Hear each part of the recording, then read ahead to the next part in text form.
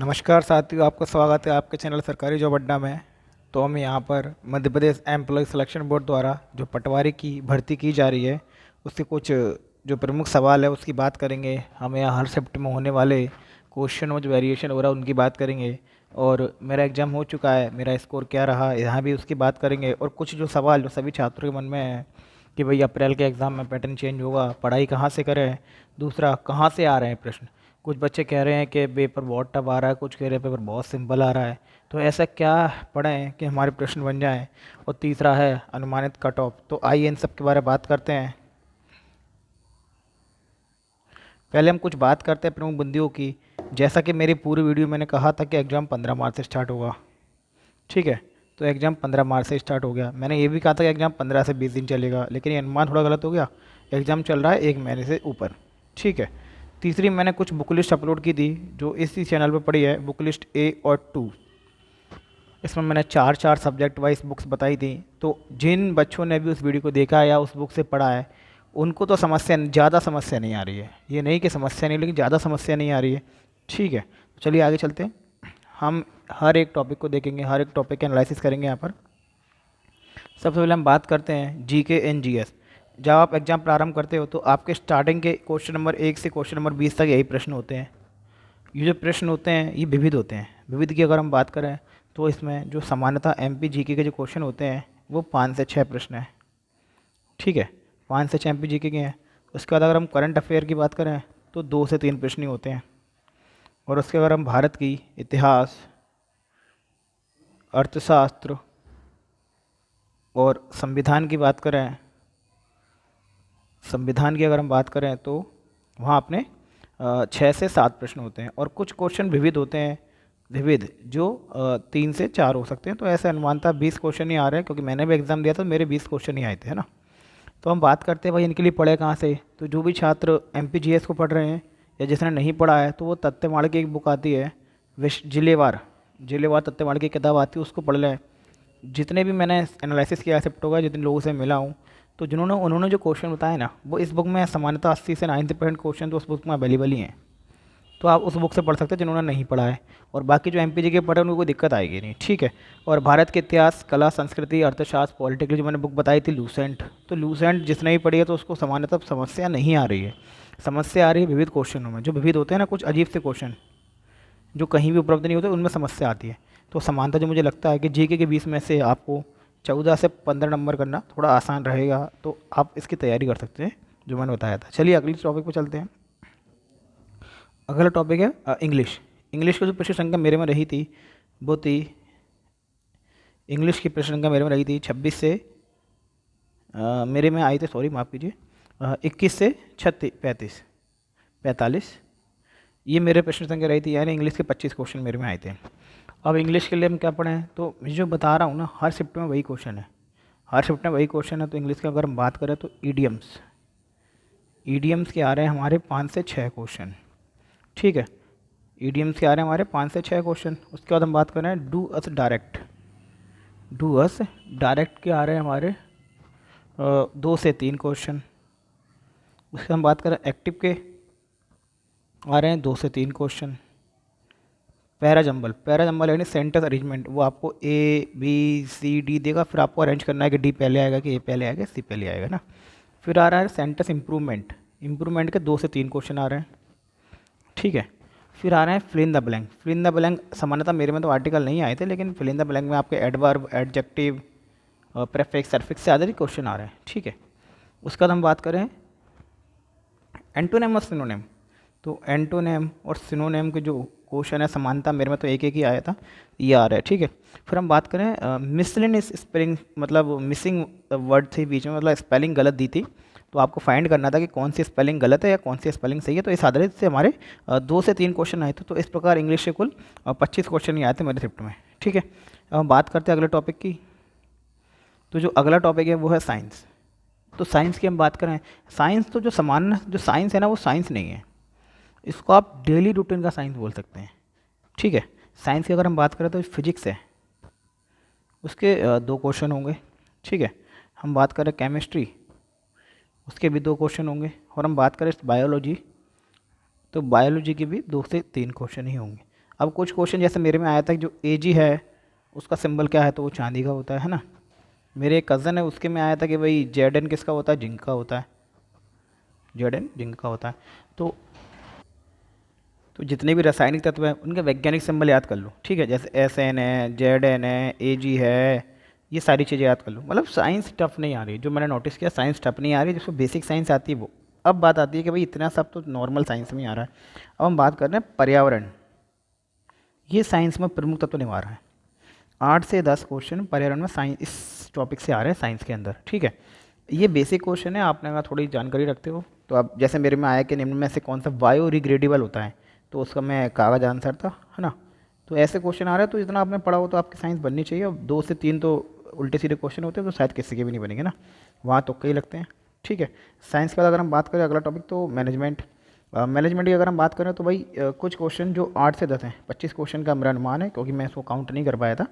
तो 8 से 10 क्वेश्चन जो सामान्य है, जो लगभग सभी किताबों में दिए हैं, जिसमें हेनरी फल का सिद्धांत है, प्रबंधन, नियोजन है, नियुक्ति, संगठन संगठन निर्देशन, ये सारे क्वेश्चन हर बुक में दिए हैं, तो ये सबके बन जाते हैं। और जहाँ तक मेरा अनुमान है कि ये सब में मिल जाएंगे आपको सारी बुकों में, तो आप जिस बुक से पढ़ रहे हैं उसको बदलिए नहीं, क्योंकि आपके पास अब समय ज़्यादा नहीं बचा है ना। अब कुछ 8 से 10 तो ये हो गई। अब कुछ क्वेश्चन 8 से 10 वो होते हैं जहाँ आपकी व्यक्तिगत सोच समझ काम आती है, जहाँ आपकी व्यक्तिगत सोच समझ काम आती है। मतलब आपको एक परिस्थिति दे दी जाएगी तो आपसे पूछा जाएगा कि भाई इस परिस्थिति में एक प्रबंधक को क्या करना चाहिए। अब ये क्वेश्चन किसी किताब में नहीं मिलेंगे ना, तो यहाँ आपको एक बिजनेसमैन के नाते सोचना है, एक फाइनेंशियल ऑडिटर के नाते सोचना है कि आप इस परिस्थिति में क्या डिसीजन लेंगे, ठीक है। अब 3 से 4 क्वेश्चन ऐसे आते हैं जो आपको तुक्के लगाने पड़ेंगे, इनका कोई डाटा फैक्चुअल डाटा नहीं होता है, ठीक है। तो ये हमारे 4 टॉपिक की बात कर ली, ठीक है। अब हम बात करते हैं भाई सबसे बड़ा टॉपिक जो सबको लग रहा है कंप्यूटर। अभी तो कंप्यूटर की बात करते हैं ना। तो कंप्यूटर की अगर हम बात करें तो कंप्यूटर में हमारा जो, जिसने कंप्यूटर की स्टैंडर्ड बुक पढ़ी है, इसमें परीक्षा मंथन का नाम मैंने प्रमुख रूप से बताया था, और मैंने अपनी वीडियो में बताया था कि इस बुक से पढ़ना बहुत अच्छा रहेगा। तो इससे क्वेश्चन आ रहे हैं, लेकिन ये डीप नॉलेज के क्वेश्चन आ रहे हैं, डीप नॉलेज, ठीक है। फुल फॉर्म हर शिफ्ट में एक आ रहा है, तो फुल फॉर्म मेरे में भी आया था और उसके पहले भी आया था। अब ये मैटर करता है कि आपके में सिंपल आ रहा है या हार्ड आ रहा है, लेकिन फुल फॉर्म कंपलसरी आ रहा है। 3 से 4 क्वेश्चन समान इनपुट आउटपुट के रिलेटेड आ रहे हैं, ठीक है, कमांड। और अगर हम बात करें तो MS ऑफिस MS एक्सेल से लगभग 2 से 3 कमांडें आ रही हैं, MS ऑफिस और MS एक्सेल, इसमें वर्ड भी शामिल है, तो इससे 2 से 3 कमांडें आ रही हैं, ठीक है। उसके बाद हम बात करें कुछ जो क्वेश्चन है वो मिसलिनियस है, तो वहाँ आप थोड़ा तुक्का और थोड़ा लॉजिक का यूज कर सकते हैं, तो कंप्यूटर भी आपका बन जाएगा आराम से, ठीक है। अगर हम बात करें अब मैथ रीजनिंग, तो मैथ रीजनिंग की जो भाग है ये सेकंड पार्ट में आ रहा है। सेकंड पार्ट यानी आपके जब 100 प्रश्न हो जाएंगे कंप्लीट, तो उसके बाद ये पार्ट आएगा। तो ध्यान रखिए कि पहले 100 प्रश्नों को आप 45 से 50 मिनट में कंप्लीट करने का ट्राई कीजिए, क्योंकि मैथ और रीजनिंग बहुत कैलकुलेटिव आ रहा है, बहुत ज़्यादा कैलकुलेटिव आ रहा है। तो आप ट्राई कीजिए कि पेपर को कम से कम 2 से 3 बार अटैम्प्ट करें, ये मेरी स्ट्रेटजी रहती है। तो 2 से 3 बार अटैम्प्ट कीजिए, ठीक है। अब बात करें मैथ रीजनिंग कहाँ से आ रहा है, तो भाई मैथ रीजनिंग का मैं बता रहा हूँ, और शायद जिसने भी पेपर दिया वो उसको एग्री करेगा। टाइम नंबर के 3 से 4 क्वेश्चन है, ट्रेन का 1 क्वेश्चन आया था, एवरेज के 2 क्वेश्चन थे, रेशियो का 1 है, पाई प्रॉपर्टी लॉस के 1 से 2 क्वेश्चन है, जियोमेट्री के 2 से 3 क्वेश्चन है, टिग्नोमेट्री के 1 से 2 क्वेश्चन है, डाइट एंड डिस्टेंस के 1 क्वेश्चन है, अलजेब्रा के 2 क्वेश्चन आए थे, ठीक है। उसके बाद हम बात करें सिंप्लीफिकेशन के क्वेश्चन 1 था, मेंसुरेशन 2 से 3 थे, मिसलिनियस क्वेश्चन से 2 से 3। जो मुझे सिंप्लीफिकेशन क्वेश्चन आ रहा है उसमें ये था √7, फिर आपको √7 दिया था, फिर आपको √7 दिया था, तो ऐसे 3-4 स्थितियाँ थी, फिर आपसे पूछा था कि इसका मान क्या होगा, तो एक ही क्वेश्चन था, ठीक है। हाइट एंड डिस्टेंस का जो क्वेश्चन बता सकता हूँ मैं आपको, वो ये था कि एक मीनार है, पहले इसका 30 डिग्री कोण बनता है, फिर बाद में 60 डिग्री कोण हो जाता है, तो डिस्टेंस पूछी थी इसकी हाइट कितनी होगी, ठीक है। जियोमेट्री में क्वेश्चन आया था कि भाई ये सॉरी माफ़ कीजिए, क्वेश्चन था कि 2 सर्कल हैं ऐसे, एक की त्रिज्या 3 है, एक की त्रिज्या 4 है, तो इनको टच करने वाली जो रेखा है वो संभवतः 3 ही हो सकती है, यही उसका आंसर था, ठीक है। अगर हम बात करें मेंसुरेशन के क्वेश्चन की बात करें तो एक ये था, फिर एक सर्कल था, फिर उसमें समचतुर्भुज भी बना था, तो ऐसी कोई भुजा थी, इसका अनुपात पूछा था, ठीक है। रेशो का मेरे से दिया था A/B है 5-7, और B/C है 2-3, तो इनका ABC पूछा था, तो ये भी एक सिंपल था क्वेश्चन था, ठीक है।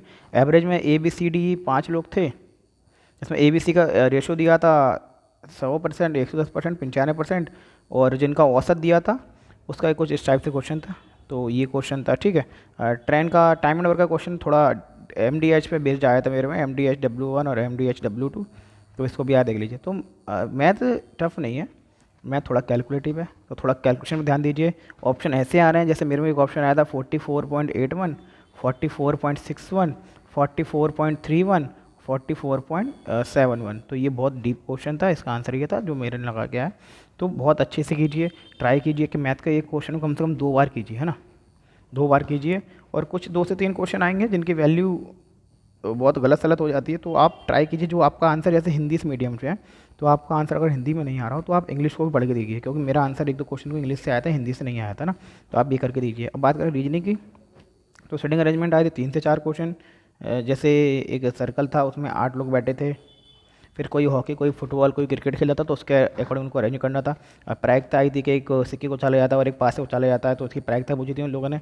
ठीक है, सिलोजिज्म में आए थे, कुछ किताब पुस्तक है, कुछ पुस्तकें टेबल है, इस टाइप से क्वेश्चन आए थे। कोडिंग डिकोडिंग आई थी, जैसे फॉरेस्ट लिखा था, फिर उसका एक नंबर दिया था 3 2 1 ऐसे, फिर वो बन जाएगा। ठीक है, बॉक्स की हम बात करें तो ऐसे बॉक्स बनाता एक, उसमें कुछ संख्याएँ दी थी, फिर मुझे आखिरी संख्या पूछी थी। ठीक है, ABC आया था कि ABC बराबर BCA, इस टाइप से एक क्वेश्चन आया था। ठीक है, मिरर इमेज आई थी, एक इस टाइप से शेडो थी, तो उसके मिरर इमेज पूछी थी। उसके अंदर बात करें, पेपर फोल्डिंग आया था, एक पेपर फोल्डिंग था ऐसे, फिर उसको ऐसे किया, फिर उसको ऐसे करके एक पेपर में कन्वर्ट कर दिया, फिर यहाँ कुछ किया, फिर पूरे पेपर में पूछा था आपसे। ठीक है, स्टेटमेंट आए थे कुछ, और काउंटिंग फिगर आए थे, और मिसलेनियस नंबर आए थे। जैसे मेरे में एक दिया था 1, फिर 3, फिर 5, फिर 7, फिर ये पूछा था। एक ही आया था मेरे में 10, 12, 14, 17, फिर पूछा था इनमें से गलत कौन सा है ना। और कुछ क्वेश्चन मिसलिनियस थे, तो रीजनिंग भी ठीक ठाक आ रही है, तो रीजनिंग पे भी थोड़ा टाइम का नोटिस कीजिए। 2 से 3 क्वेश्चन, 2 बार क्वेश्चन को ट्राई कीजिए, और कुछ क्वेश्चन डीप आ रहे हैं उनको छोड़ के लास्ट में तुक्का लगाने के लिए बिल्कुल रखिए। तो मैथ रीजनिंग का ये हो गया जो सबसे बड़ा डाउट सबको लग रहा है। तो जो मैं सबसे बड़ी समस्या बता रहा हूँ ना, बच्चों को जो बोल रहे हैं 60 से 70, तो मेरे में तो भाई 55 से 60 प्रश्न ही आए थे अनुमानित, जो मेरा अनुमान है। अब अगले टॉपिक की हम बात करते हैं, जो हिंदी है। तो हिंदी सबसे सिंपल आ रही है। ठीक है, हिंदी सिंपल आ रही है, और हिंदी का जो प्रश्न क्रमांक रहता है वो 176 से 200 रहता है। जिसने भी पेपर दिया होगा वो इसको एग्री करेगा। ठीक है, अगर आप वीडियो में यहाँ तक आए तो प्लीज़ चैनल को लाइक कीजिए, सब्सक्राइब कीजिए। देखिए मेरा जो मोटिव रहता है वो रहता है ऑथेंटिक जानकारी देना। मैं वीडियो पहले दिन बना सकता था, लेकिन मेरे पास टाइम नहीं था, लेकिन मैं खुद पेपर देख के आया, जब मैंने एनालिसिस किया कि पेपर में आ क्या रहा है और अप्रैल में क्या आ सकता है। देखो किसी भी एग्ज़ाम का बेसिक तो चेंज नहीं कर सकते ना, वो मैथ में मैथ ही तो देंगे ना, कुछ तो दे नहीं सकते। इंग्लिश में इंग्लिश देंगे, मैथ में हिंदी में हिंदी देंगे, कंप्यूटर में कंप्यूटर देंगे। स्टैंडर्ड अगर हाई होगा तो नॉर्मलाइजेशन हो जाएगा ना, पैनिक क्यों होना है। तैयारी तो हम जो हमारे हाथ में, हम वो केवल तैयारी है, हम तैयारी कर सकते हैं। दूसरों से ज़्यादा रिव्यू लेने से अच्छा है आप मेरी बुक लिस्ट में जाके देखिए, मेरे चैनल पर देखिए, मैंने बुक A और 2 की वीडियो मैंने बनाई है कंपलसरी। उन वीडियो को आप देखना और आपको रियलाइज होगा कि हाँ इन बुक से क्वेश्चन आए थे। आप लोग उसका मजाक उड़ाओगे, लेकिन एक बार आप वीडियो जरूर देखें। और आज से 2 महीने पहले ही मैंने पूरा एनालिसिस कर दिया था कि भाई आप लोगों को समस्या नहीं आएगी। अगर आपने कट ऑफ का एनालिसिस भी किया था मैंने, नंबर ऑफ पोस्ट का एनालिसिस किया था, क्या कंपटीशन रहने वाला, सारी चीज़ का एनालिसिस किया था मैंने। ठीक है, अब अगर हम हिंदी अगर बात करूँ तो देखो अलंकार, अलंकार आए थे मेरे में 2 से 3 क्वेश्चन। अगर आप चाहते हैं ना कि भाई हिंदी के अलंकार याद नहीं होते हैं, संधि समास याद नहीं होते हैं, तो अगर आप बोलेंगे तो आप मुझे कमेंट सेक्शन में बोल दीजिए, मैं एक टेलीग्राम चैनल बना दूँगा जिसमें मैं आपको ऐसा डाटा दूंगा जो आप 2 मिनट पढ़ के जाएंगे ना, तो आपके एग्जाम में 2 से 3 क्वेश्चन बन जाएंगे, इसकी गारंटी मैं दे रहा हूँ। ठीक है, अलंकार 2 से 3 क्वेश्चन है। जिसमें हम बात करें समास, समास से 2 से 3 क्वेश्चन थे मेरे पास। संधि नहीं आई थी, लेकिन संधि आ सकती है, तो संधि को भी आप तैयार करके जाइए।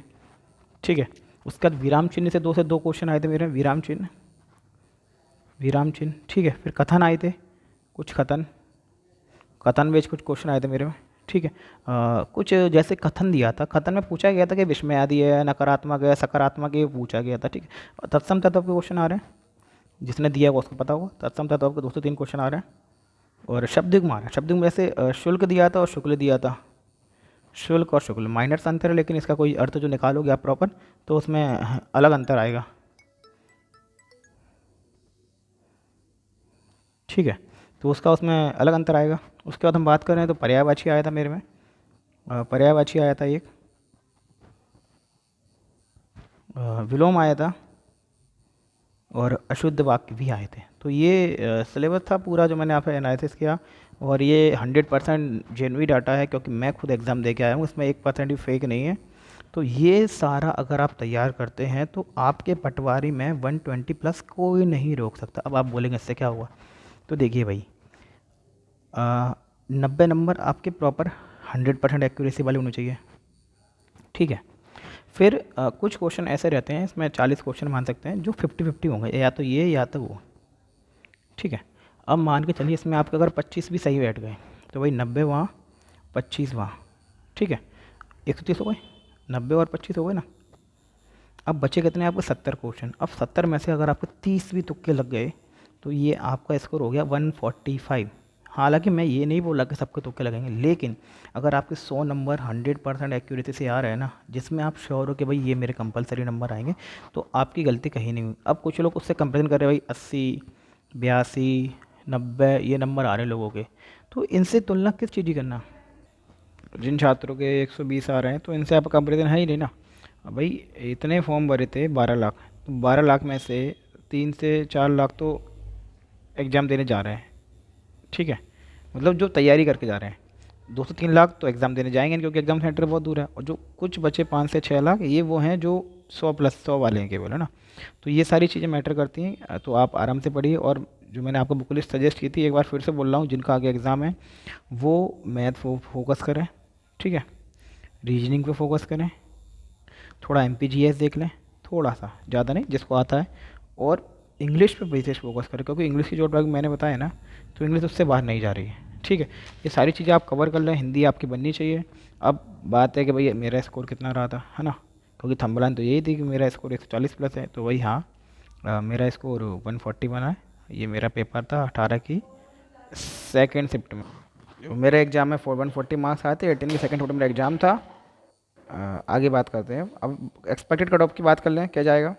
तो जी UR का है 140 148 प्लस माइनस 3 4 लेके चल सकते हैं, ठीक है ना, प्लस माइनस। OBC की अगर हम बात करें 134 से 140, EWS की बात करें 136 से 142, SC की बात करें 130 से 136, और ST की बात करें 124 से 130।